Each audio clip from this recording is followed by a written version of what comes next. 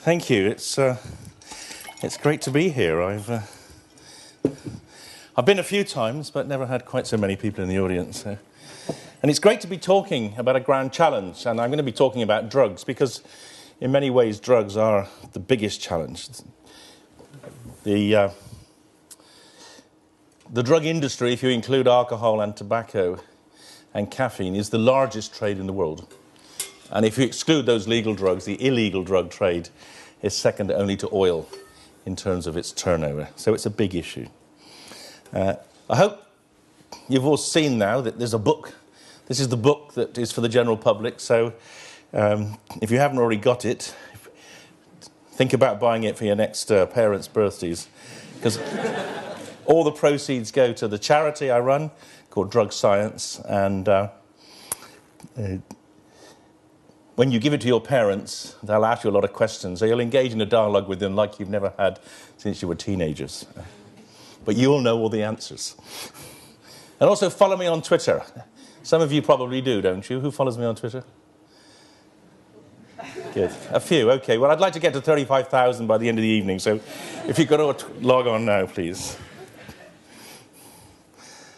So you've heard a bit about me. I'll just say just a few other words just to make sure we all know where we stand. I'm a psychiatrist with a name like Nutt. There weren't many careers in medicine. And the other one was related to testicles, so I wasn't interested in that. I was a researcher. I went into medicine to do research, and I've been, as you heard, fairly successful. I've done quite a lot of research. I had 4 children. I still have them, thankfully.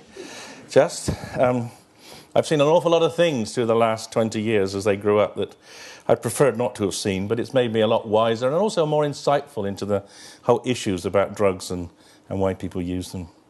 And as you heard, I was a government drugs advisor. For 10 years, I did the right thing. I dutifully assessed the harms of drugs. I created a new scale, a new metric, a new process for assessing the harms of drugs, which worked brilliantly until the results came out, at which point I was sacked. And of course, that's the reason most people know of me. So here's this wonderful caricature of my sacking. There's Alan Johnson, the Home Secretary's hand over my mouth. The book of cannabis falling from my grasp. Appropriately green in colour. And then in the bottom are the scales of justice. And the scales of justice really sum up the debate. I was arguing, as that cartoonist has demonstrated, that beer and cigarettes were actually more of a problem, a greater burden on the UK than the strange coloured chemicals in the plastic bags on the other side of the scales. And that was not an argument the government wanted to engage in. But what was remarkable about my sacking and that particular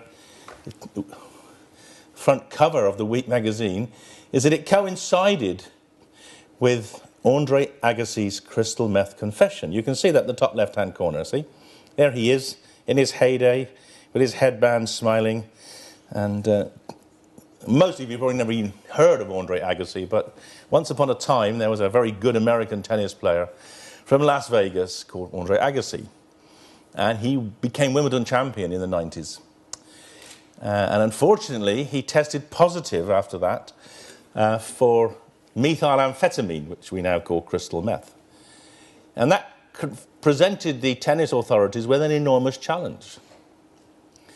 Because their laws, or their rules then, as they still are today, say if you test positive for a Schedule 1 drug, as crystal meth is in their terminology, you have a minimum 2-year ban, and you could be banned for life.